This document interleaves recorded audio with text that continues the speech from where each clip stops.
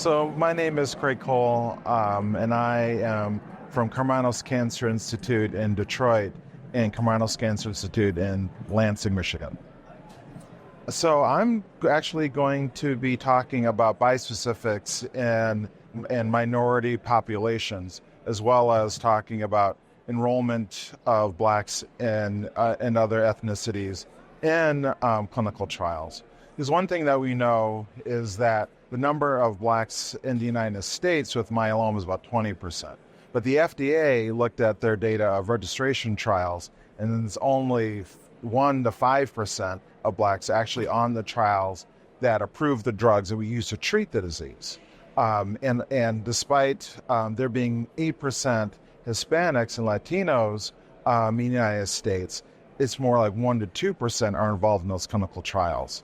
And if clinical trials aren't inclusive, if they don't include lots of different types of patients of different ages, different races, different ethnicities, making sure that we have women on those trials as well as men, then how can you know that these drugs will work across the board?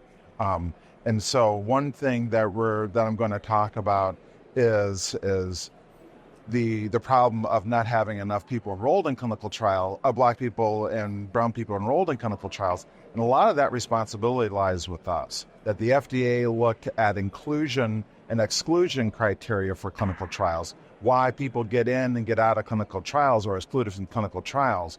And Blacks and Latinos were more likely to be excluded from clinical trials than whites because of how we wrote the trials. So we didn't write the trials to be inclusive, specifically making sure that we change the blood counts and change the hemoglobin and change the neutrophil count to accommodate more broad swaths of patients.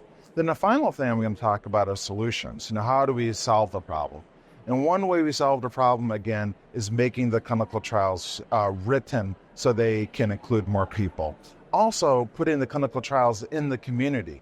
A lot of people don't go to academic centers or can't afford to go to academic centers for their myeloma care. So what if we can, instead of doing a myeloma trial at one of the big academic centers, which have been doing for hundreds of tens and 20s of years, why not move that into the community, right where people live?